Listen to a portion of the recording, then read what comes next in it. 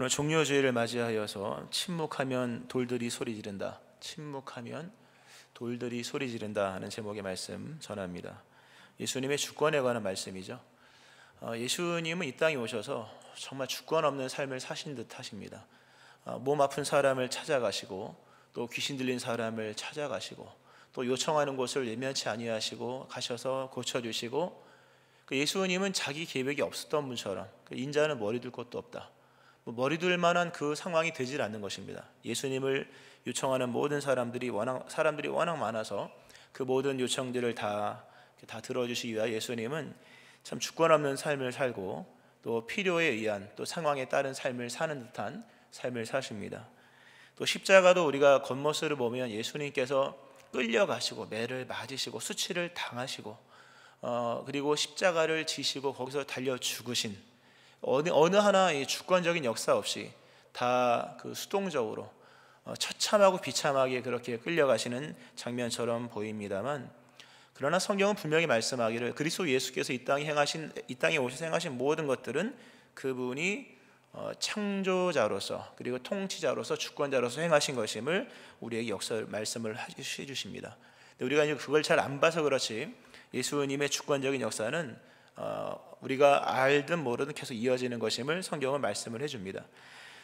우리가 지금 누가복음 오늘 19장을 이제 28절부터 봅니다만, 누가복음 9장부터 이렇게 9장 51절부터 오늘 본문 바로 직전 19장 27절까지를 보면 예수님께서 예루살렘으로 들어오시는, 예루살렘으로 향하시는 그런 내용들이 나오는데요, 거기 이렇게 나옵니다. 예수께서 승천하실 기약이 차감해 예루살렘을 향하여 올라가기로 굳게 결심하시고, 승천하실 기약, 부활, 십자가의 죽음, 부활, 승천, 이렇게 되는 거죠. 승천하실 기약이 차감해 예루살렘을 향하여 올라가기로 결심하셨다. 누가 등 떠밀어서, 또 누가 앞에서 강제로 끌어서, 또는 누가 도와주세요 해서 올라가신 것이 아니라 스스로 결심을 하셨다는 거죠. 실상 이미 예수님은 이 본문, 이 9장부터 이어지는 거거든요. 이어지는 그 본문을 보면 이미 예수님은 지명수배를 받고 있는 상태였습니다. 현상금이 걸렸는지는 모르지만 요한복음 11장을 보면 이는 대제사장들과 바리새인들이 누구든지 예수 있는 곳을 알거든 신고하여 잡게 하라 명령하였습니다. 이미 지명수배 내려졌고요, 아마 그 초상화도 아마 붙어 있지 않았을까라는 생각을 합니다. 예수님 발각되면 예수님 끌려가서 잡히시는 겁니다. 예수님은 아랑곳하지 아니하시고 예루살렘으로 올라가기를 결심하시고 그 모든 과정을 당당하게 행하시고, 오늘 예루살렘에 드디어 이제 들어가시는 거죠. 근데 은밀하게 몰래 어떤 길로 뒷문으로 잠입하여 들어가지 아니하시고 정문으로 당당하게 대낮에 만민 앞에서 나귀를 타시고 입성하시는 내용이 본문에 나옵니다. 이런 장면을 통해서 예수님의 주권을 우리에게 제시하는 겁니다. 예수님이 행하신 모든 일부터 시작하여서 당하신 모든 고난까지, 이 모든 것들은 예수님의 뜻이었고 예수님의 결심이었고, 그리고 하나님의 일을 이루시기 위한 그리스도 예수의 순종이었다. 그리고 이 예루살렘으로 가는 이야기는 예루살렘으로 향하는 결심과 예루살렘 입성과 십자가에 달려 죽으심과 그리고 부활하심과 승천하심까지 이어지는 거예요. 그리고 더 이어지는 것은 뭡니까? 승천하신 예수님이 하나님 보좌 옆에 앉아 계시다가 하나님께 왕권을 부여받고 다시 통치하시기 위하여 재림하신다, 이렇게 연결되는 겁니다. 그리스도 예수님의 행하신 모든 것들은 예수님의 주권의 역사라는 거죠. 누구도 예수님을 떠밀 수 없고 누구도 예수님을 끌 수가 없는 것입니다. 그리고 그 주권 앞에 모두는 다 순종해야 된다. 복종을 하든지 순종을 하든지 아니면 멸망을 하든지. 오늘 본문에 나귀 얘기 나오지 않습니까? 예수님께서 예루살렘 입성하실 때 나귀를 타고 입성하셨죠. 이 나귀를 근데 준비를 안 했잖아요. 제자들도 준비 안 하고 예수님도 나귀를 가지고 다니지 않으셨고요. 다 이렇게 걸어 다니셨는데, 그 예수님이 제자들을 보내시면서 어디에 가면 거기에 어린 나귀 새끼, 아주 너무 어려서 사람이나 짐을 이렇게 실어보거나 태워본 적 없는 어린 나귀가 있는데 가서 끌고 와라, 풀어와라. 혹시 누가 뭐라 그러거든, 누가 왜 끌고 가냐 물어보거든 주가 쓰시겠다 하라. 그러면 줄 것이다. 대단한 얘기죠. 누가 뭐라 그러든 주가 쓰시겠다 하라 하면 그 쓰심에 순종해야 되는 것이요, 주님이 가져와 하면 내어드려야 하는 것이요, 주가 쓰시겠다 하면 어떤 사람의 말을 뒤로하고 그 일을 행해야 되는 것이 우리의 삶이요 제자들의 삶의 모습이어야 한다는 것을 말씀하는 거죠. 굉장히 일방적인 얘기죠. 내가 너 쓸게 일로 와 하면 쓰여져야 되는 겁니다. 우리에게 있는 것을 예수님께서 오늘날 오셔서 내가 이것 좀 쓸게, 자동차 좀 쓸게, 자전거 좀 쓸게, 아니면 내가 너의 집을 쓸게 했을 때 주가 쓰시겠다 하라 하면 주를 믿는 사람이라면 적어도 주님 쓰십시오, 이렇게 이런 내용이 본문 속에 깔려 있는 것입니다. 그런가 하면 예수님이 이제 주권자로 등장을 하시죠. 굉장히 강력한 어떤 모습으로 등장을 하시는데, 그러나 예수님은 나귀를 타시는 겸손한 왕이요, 그리고 평화의 왕으로서 자신을 그렇게 천명하십니다. 유대의 왕들은, 유대에 여러 왕들이 있었는데요, 여러 왕들 중에 전쟁을 나갈 때는 말을 타지만 평화로울 때는 나귀를 탔다고 합니다. 예수님이 오늘 예루살렘에 자신이 왕인 것을 천명하시는 거거든요. 지금까지는 자신이 이제 가지고 있는 주권을 그렇게 막 내세우진 않으셨습니다. 다른 사람들이 예수님은 나의 주, 오병이어 기적 이후에 수많은 사람들이 당신은 우리의 왕 이렇게 얘기를 했으나 자신의 입으로 내가 왕이다 하고 얘기를 하진 않았거든요. 실상은 이렇게 조용히 다니셨으니까요. 오늘 본문에서 예수님께서 자신을 왕이시라고 얘기를 하시면서 보여주시는 그런 장면이 나귀를 타시는 겸손한 왕이요 평화의 왕으로서 얘기를 하십니다. 참 귀한 장면이죠. 예수님은 평화의 왕이다, 평화의 왕이다. 이 부분 또 봐야겠죠, 당연히. 당시에 이스라엘 사람들은 예수 메시아를 강력한 어떤 황제 같은, 최고의 사령관 같은 그런 개념으로 메시아를 기다렸습니다. 승리의 왕, 승리 좋죠. 그러나 본문은 분명히 말해요. 승리와 평화는 다르다. 사실 성경을 여러분 우리가 이제 경쟁 시대를 살아가면서 어쨌든 우월한 입장에서 우위의 입장 속에서 또는 승리를 추구하며 살아가지만 승리하소 이런 얘기도 많이 했습니다만 승리자가 언제 하나님께 기쁨이 되었는가? 아수르 제국의 세계 통일이 하나님의 기쁨이 된 적이 있으며, 페르시아의 제패가 하나님께 기쁨이 된 적이 있으며, 바벨론도 마찬가지 애굽의 패권이 하나님께 기쁨이 된 적이 있는가? 다 망했거든요. 세상에서 말하는 승리는 평화다, 이런 개념이 하나님께는 통하지 않습니다. 오히려 승리는 이어지는 이야기는 심판을 가져오죠. 승리에 대한 어떤 그 갈망에 대한 이 이스라엘 사람들의 내용과 예수님의 또 왕됨의 천명의 속에 담겨 있는 내용은 다르죠. 나는 평화의 왕이다. 나는 평화의 왕인데, 평화의 왕도 민족과 민족을, 나라와 나라를 평화롭게 하는 것이 아니라 나는 하늘과 너희를 평화롭게 하는 왕이요, 하늘의 주권자, 지극히 높은 곳에 계신 하나님과 너희를 평화롭게 하는 평화의 왕이다. 그렇게 이 땅에 오신 겁니다. 굉장히 좀 차이가 많습니다. 아주 현실적인 얘기 또는 물질적인 얘기 또는 전쟁과 평화 이런 얘기를 하고 있는, 요청하는 메시아에 대한 갈망이 있는 사람들 앞에 예수님은 말씀하기를 나는 평화의 왕으로 왔는데, 세계 통일, 패권 이런 얘기가 아니라 하늘의 평화를 만들기 위해서. 오늘 본문에 그렇게 나오죠. 찬송하리로다 주의 이름으로 오시는 왕이요, 하늘에는 평화요 가장 높은 곳에는 영광이로다. 어떠한 패권을 쥐었던 승리자도 가장 높은 곳에 영광을 올리지 못했고, 어떠한 전쟁의 종식도 하늘까지 평화롭게는 못 만들었거든요.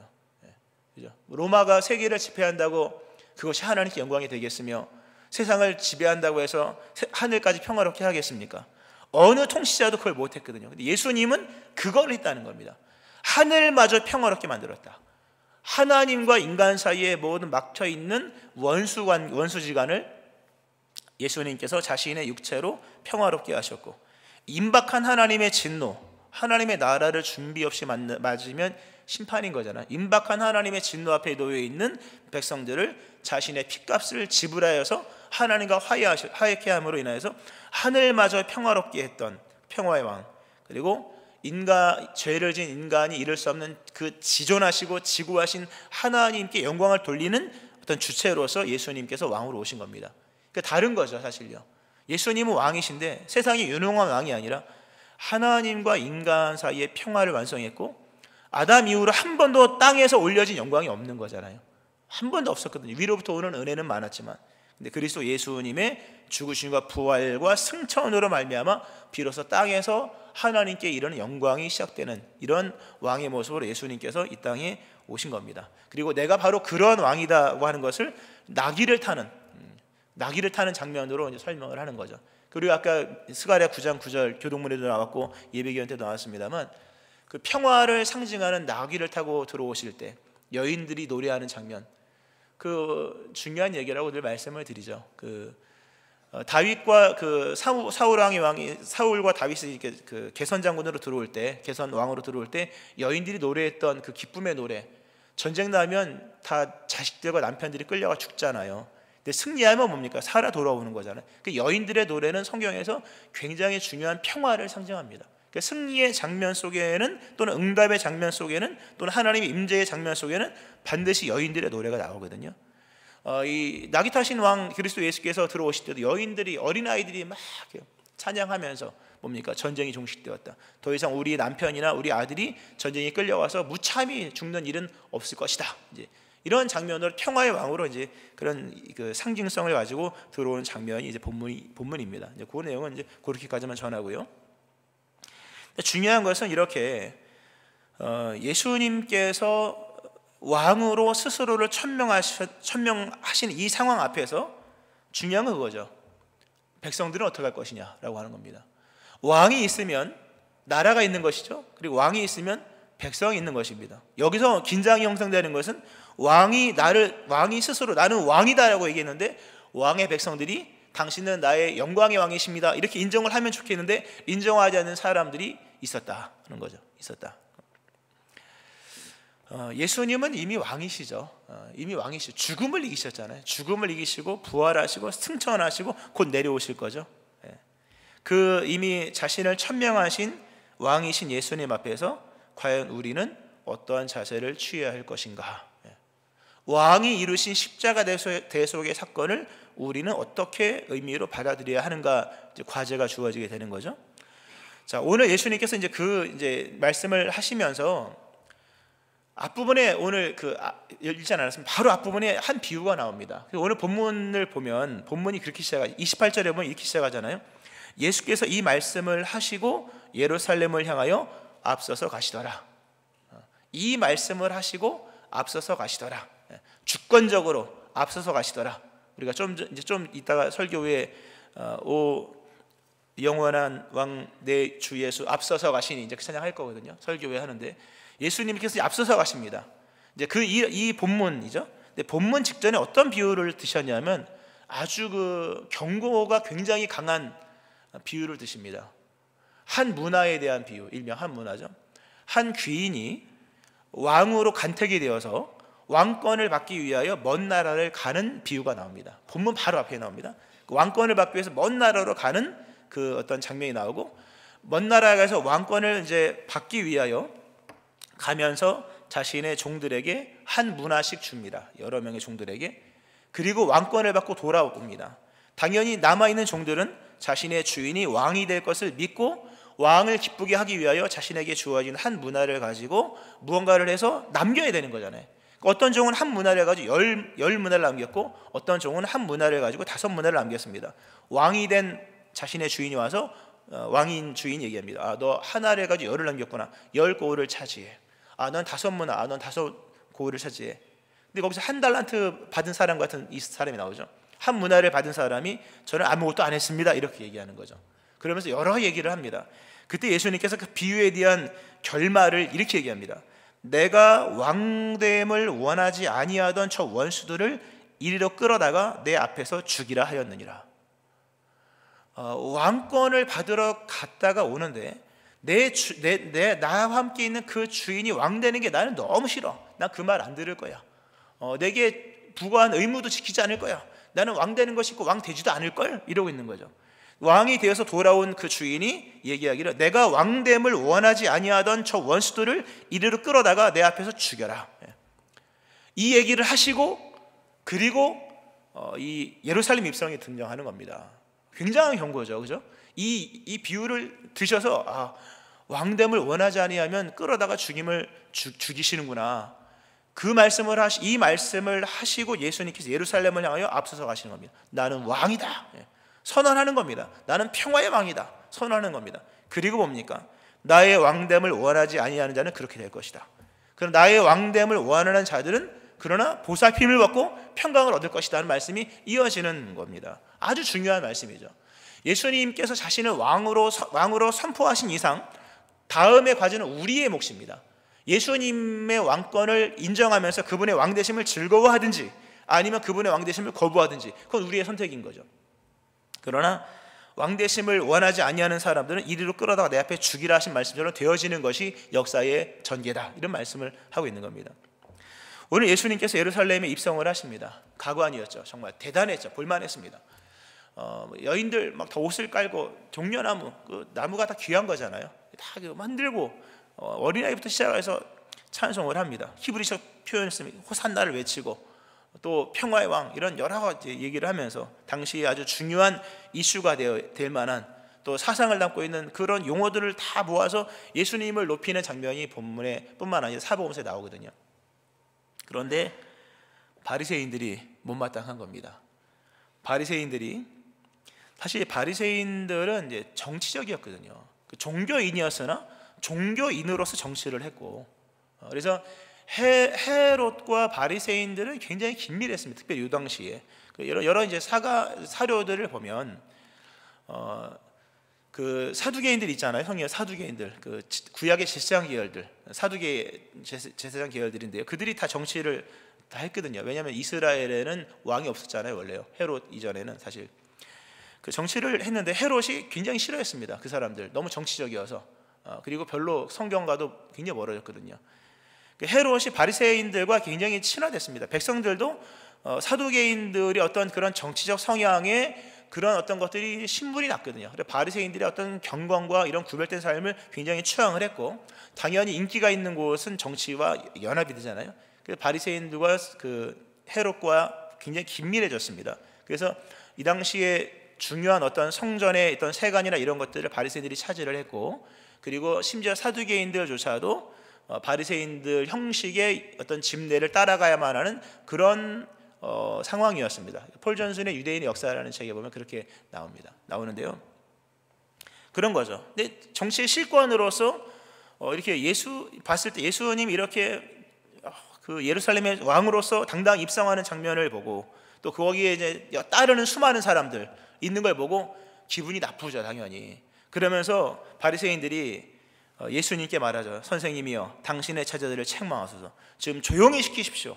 지금 뭐 당신을 보고 왕이라고 말하고 평화의 왕이라고 호산나 메시아 그리스도라고 얘기하는데 조용히 시키십시오라고 얘기했을 때 예수님이 아주 무서운 얘기를 하시죠. 만일 이 사람들이 침묵하면 돌들이 소리 지르리라. 만일 이 사람들을 침묵하게 만들어버리면 돌들이 소리 지를 것이다. 성경에 나와 있는 그 경고 문구 중에 아마 순위 안에 드는 문구입니다. 이 사람들을 침묵시키면 돌들이 소리 지를 것이다. 너희들이 이 사람의 입을 막을 수는 있을지 모르지만 역사를 막을 수는 없을 것이다.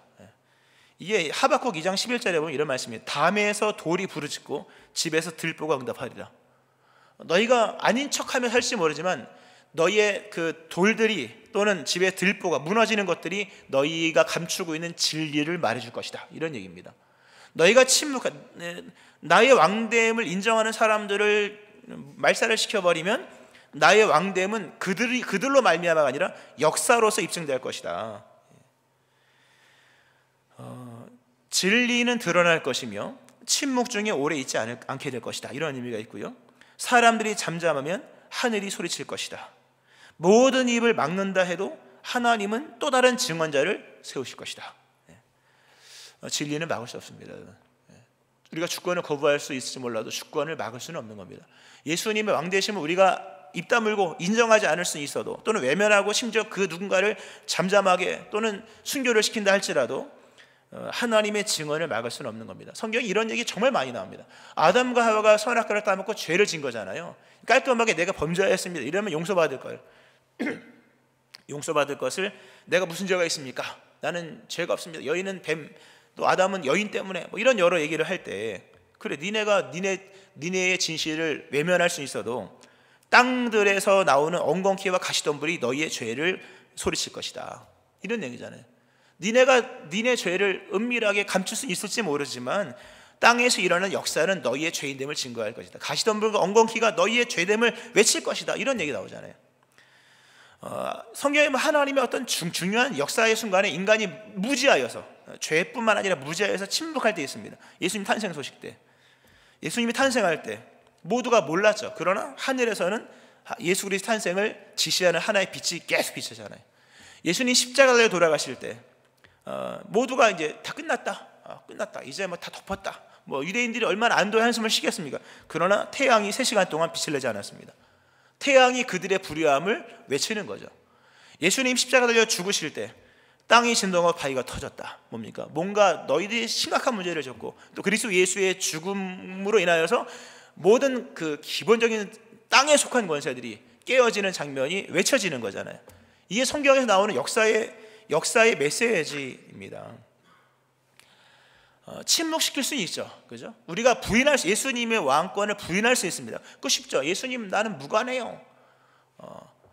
또 강요도 할 수 있습니다. 그러나 하나님의 세계는 막을 수가 없는 겁니다. 우리가 이게 이제 저들을 침묵시키면 돌들이 소리 지른다. 이 돌은 당연히 뭡니까? 인간의 역사를 말하는 거잖아요. 인간의 역사는 돌의 역사잖아요, 그죠? 맨 돌이죠. 뭐 지금도 돌이잖아요, 알고 보면요. 배터리도 뭐 돌로 만드는 거 아닌가요? 하여튼 인간은 끊임없이 침묵을 만드는 세상입니다.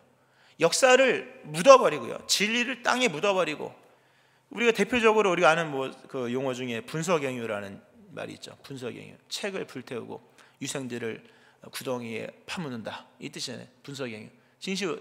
진시황이 자신의 어떤 정치를 비판하는 그 많은 책들과 또 유생들의 어떤 그런 반대를 잠재우기 위해서 기원전 213년, 212년 책을 다 불태웠죠. 아주 중요한 농법에 관한 것들 몇 개 남겨놓고 모든 민가서역을 다 불태우고, 그것도 모자라서 계속 소리가 나니까 살아있는 책들, 유생들을 다 생매장을 시킨 거죠. 분서경유. 이게 인간의 역사입니다. 인간의 역사는요, 진리를 남겨두지 않습니다. 계속 묻어버리죠. 로마도 그런 제도가 있었다고 하더라고요. 요새는 별로 사람들이 안 읽는 책, 로마인 이야기, 시오노 나나미의 로마인 이야기 한동안 유명했었죠.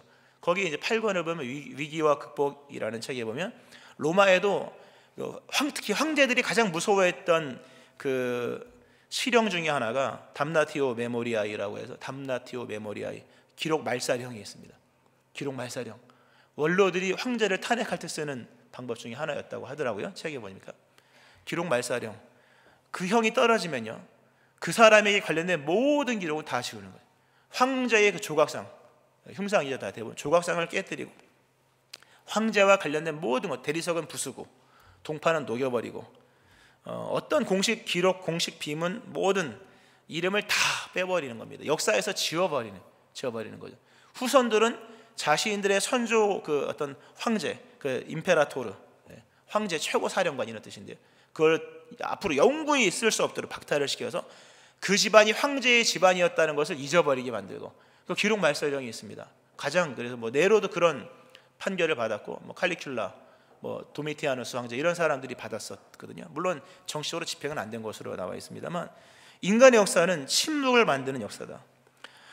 역사는 인간은 끊임없이 뭘 묻어두고 가거든요. 자기들이 왕인 것처럼, 또 진리를 외면한 채 예수 믿는 사람도 성경을 따르지 아니하고 참 묻어두고 살아가죠. 그러나 예수님께서 말씀하시기를 그들이 침묵하면 역사는 도리어 소리칠 것이다.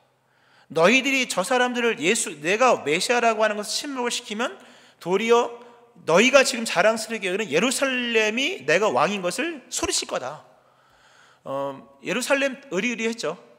예루살렘 3번 지어졌잖아요. 솔로몬이 한 번 짓고, 그리고 스룹바벨이 한 번 중건하고, 그리고 헤롯이 다시 증축을 했죠. 그 스룹바벨의 성전이 거의 2배에 가까운 성전 증축을 하고, 어떤 구간은 솔로몬의 성전보다 더 높게 의리의리하게, 그리고 헤롯은 지성소를 못 들어갔거든요. 성소 안에 못 들어갔죠. 왜냐하면 그 유대인이 아니었잖아요. 에돔 족속이었잖아요. 이두메 혈통이었고, 에돔 족속이었기 때문에 성소 안에 못 들어가서 성소 안에는 간소하게, 물론 금칠은 다 해놨지만 간소하게 해놓고 대신에 바깥에 외벽이나 장식품을 의리의리하게 했다고 합니다. 자료들을 보면. 그리고 아주 고급의 대리석을 해서 그 요세푸스 역사가의 얘기를 들어보면 태양이 비칠 때요, 그 하얀 대리석과 그 장식으로 사용됐던 금에서 나오는 빛이 저 몇 킬로미터에서도 막 보일 정도로 어리어리했다고 합니다. 예루살렘에 처음 왔던 순례자들이 그 장면을 보고 넋을 빼앗길 정도로 그렇게 의리의리했다는 거죠. 예수님 말씀하시기를 니네가 나의 왕권을 인정하는 저 사람들을 침묵시켜 버리거나 니네가 인정하지 않으면 이 예루살렘이 무너짐을 통하여 내가 왕이었고 내가 옳은 사람이었고 내가 너에게 오늘 평화에 관한 소식을 전했었다는 것을 외칠 거다. 아주 중요한 얘기입니다, 여러분. 역사가 뭘 입증하는지 아셔야 됩니다. 역사는 주권이 누구인지를 얘기해 주는 거예요. 성경을 보면 성경에 흥망들이 많이 나오거든요. 인간은 역사를 해석을 못합니다. 실상은 그 역사 얘기가 나왔으니 역사에 뭐 여러 사람들이 나오잖아요. 그런 유명한 사람이 그런 얘기를 합니다. 인간이 역사를 이해하기 위해 노력하는 것은 굉장히 가상하고 아름다운 충분한 가치가 있는 일이지만 인간은 역사 이해에 성공하지 못할 것이다. 인간이 역사 이해에 성공하는 날은 오지 않을지도 모른다. 역사는 다시 갈 수 없는 시간이잖아요. 다시 갈 수 없는 시간의 연속으로 역전, 거꾸로 돌아갈 수 없는 시간이므로 그 시간의 흐름 안에서 역사를 이해해야 되는데 인간 자체가 시간 속에 있기 때문에 시간의 밖으로 나와서 초월하여서 역사를 알 수 없다. 토인비가 얘기한 겁니다. 당연한 역사를 모릅니다. 인간은 역사를 이해하지 못한 채 그냥 끊임없이 가면서 그냥 살아갈 뿐입니다. 그러나 분명히 역사는 인간에게 말을 해줍니다. 역사의 주권자가 누구냐? 역사의 주권자가 누구냐? 왜 우리가 그 역사적인 관점으로 본다면 인간의 문명은 발전하잖아요. 끊임없이 좋은 것들을 만들고, 그래서 인간의 발전은 사회의 발전이고 심지어 인간의 수명 역시 문명의 수명과 같이 가는 거잖아요. 기대 수명이 뭐 80 몇 살 하면서 요새요? 그렇게 기대 수명이 올라가는 것은 개인이 건강해졌기 때문이 아니라 사회적인 환경이 좋아졌기 때문이에요. 문명이 보장해주는 생존율이 높기 때문에 우리가 이렇게 오랫동안 사는 거예요. 알고 보면 옛날 같으면 여기 아마 많이 돌아가셨을 거예요. 그죠? 옛날 같으면. 그러나 지금은 맨날 약 먹잖아요. 고혈압약, 고지혈증약 뭐 이런 약 먹으면서 끝까지 살아가는 거예요. 끝까지 살아가는 거죠. 그러니까 우리가 잘한 게 아니라 문명의 이기를 문명이 보장해주는 생존율 덕분에 우리가 살아가는 거죠. 문명은 좋은 겁니다. 어떤 굉장히 유익한 거죠. 그러나 문명이 풀지 못한 하나의 의문이 있다는 거예요. 역사는 왜 망하느냐? 근데 발전을 잘하는 역사는 왜 망하느냐? 이게 역설입니다. 역사가 왜 망하는지를 의문을 품지만 그걸 찾을 수가 없는 거죠. 성경은 얘기하죠. 역사가 멸망하는 원인, 돌들이 소리치려는 이유는 역사 반대편 저울에 하나님의 공의가 있기 때문이다. 우리 다니엘서 45기에 이 부분 아주 좀 강조했었죠. 역사의 흥망을 다루죠. 모든 예언서는 역사의 흥망을 다룹니다. 흥망을 다루는 게 망할 거 이게 얘기가 아니라 그 망하면서 외쳐지는 메시지가 뭐냐? 역사에는 주권자가 있다. 인간이 문명을 만들고 뭐 집단적인 뭘 만들어서 끊임없이 뭘 좋게 만들지만 그러나 인간은 또 망하더라. 로마도 망했고 다 망했죠. 페르시아도 망하고 아수르도 망하고 망합니다. 제국들은 망하게 되어 있습니다. 왜 망하느냐? 성경은 말씀하죠. 역사의 반대편에 역사에는 주권자가 있다. 인정하진 않아도 주권자가 있고 그 주권자는 역사의 반대편 저울에 공의를 가지고 무게를 재신다. 메네메네 대게 루바르신 다니엘서 5장에 나오죠. 벨사살 왕이 뭐 여러 가지 성전의 은금 기명으로 뭐 만찬을 하고 있을 때 술을 퍼마시고 있을 때 그 장면을 지켜보시는 하나님 무게를 딱 재셨는데 품질 저하 뭡니까? 부족했다, 결여했다, 푸어 퀄리티 여러분 그다음에 아주 질적으로 형편없는 겁니다. 주권자가 지켜보고 있다는 것을 망각한 이 역사는 망하는 거예요. 주권자가 있다. 우리의 삶의 무게 반대편에서 하나님이 공의를 가지고 주권적으로 저울을 재신다는 걸 아셔야 됩니다. 믿음 생활도 재시는 것이요 우리 인생의 날들을 재시는 겁니다. 재셔서 뭡니까? 무게가 안 나오면 메네메네 되게 루바르신처럼 물론 다니엘서는 본문은 다니엘서가 아니지만 결국 우리가 인정하지 않은 진리에 대해서 우리의 삶이 우리에게 소리칠 것이다. 너의 인생의 주인은 네가 아니라 예수님이었다. 그 돌들이 소리 지르기 이전에 뭡니까? 우리의 역사의 주인이 누구인지를 인정하셔야 되는 거죠. 역사의 흥망은 역사의 종말이 끊임없이 이어지잖아요. 제국의 성쇠와 이런 것들. 세상의 온갖 잘못된 주권 개념을 결산하는 거예요, 여러분.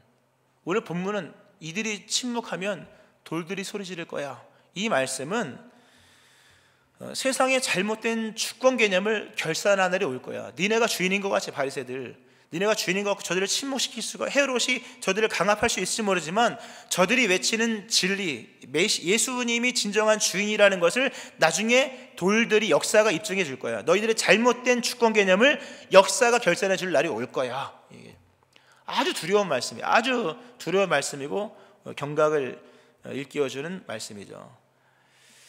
말씀을 좀 맺으면서요, 오늘 예수님이 이 종려 주일 때 입성을 하십니다. 이미 예수님은 자신을 왕으로 천명을 하십니다. 그런데 감사하게도 이 왕은 이제 경고의 말씀을 주시지만, 경고는 뭡니까? 경고의 실행은 안 지켰을 때인 거잖아요. 오늘 이 왕이신 예수님께서 오신 목적은, 오늘 그러죠. 본문에 보면 오늘 내게 주어진 평화에 관한 일을 알았다라면 좋았을 것을, 너도 오늘, 42절에 너도 오늘 평화에 관한 일을 알았다라면 좋을 뻔하였거니와 지금 내 눈에 숨겨졌도다. 예수님이 왕으로 오셨습니다. 오신 것은 군림하기 위해서 오신 게 아니에요. 우리가 이제 이런 얘기 들으면 굉장히 불편하거든요. 왕이시니까 따르세요, 막 순종하세요. 그 불편하게 여겨지는 건 다 마귀가 역사하는 거고, 알고 보면 인간의 죄의 본성이기도 하고요. 예수님이 왕으로 천명하시고 좌정하신 것은 군림하기 위해서가 아니라, 42절에 말씀하신 것처럼 평화에 관한 일을 이루시기 위하여 오신 거예요. 하나님과 나를 평화롭게 하시기 위하여, 그리고 무너질 수밖에 없는 나의 인생을 다시금 평화로운 어떤 역사 속에 뜻을 이루시는 성취의 역사로 만들어 가시기 위하여 오늘 우리에게 왕으로 오신 것이고, 또 오늘 보살핌 받는 날 나오잖아요. 보살핌. 이게 그 하나님이 너를 방문하셨다. 예수님이 우리에게 찾아오셔서 우리를 보살펴 주시기에 우리를 방문하신 거죠. 왕으로서 군림하시기 위한 것이 아니라 우리를 보살펴 주시기 위하여, 또 평화에 관한 일을 이루시기 위하여 예수님이 오신 겁니다. 그 평화의 왕을 우리가 왕으로 인정하면 그 보살핌과 평강이 우리의 것이 되는 것이지만, 그 우리를 위하여 찾아오신, 보살피기 위하여 평화를 위해 오신 예수님을 인정하지 않고 침묵해버리면 언젠가 우리의 인생의 역사가, 우리가 그릇된 것을 역사할 것이요, 인류의 역사가 그리스도 예수를 인정하지 않은 것을 고발하는 그날이 오는 것입니다. 그러나 예수님을 인정하고 따르는 자에게는 평화와 보살핌의 역사가 있는 것이죠. 이제 말씀을 했습니다. 예수님은 평강의 왕으로 이미 우리 앞에 오셨습니다. 찾아오셨습니다. 나머지는 여러분의 몫입니다. 예수님을 왕으로 인정할 것인가, 아니면 예수님을 왕으로 인정하지 않고 침묵할 것인가 선택해야 될 것입니다. 모두가 다 그리스도 예수님을 나의 왕으로, 나의 구원자로, 하나님의 아들로 인정하여서 보살핌을 받는 날이 펼쳐지길 원하고, 평화로운 하나님과의 역사가 펼쳐지는 인생 되어지기를 주의 이름으로 축원합니다. 아멘. 기도하시겠습니다.